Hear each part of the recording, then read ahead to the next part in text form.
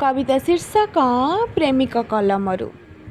मो प्रेमिक मो प्रेम एमिति पागल होइछन्ति जे से केवल मो प्रेम को तांको कलम रे ही वर्णना करि पारुचन्ति।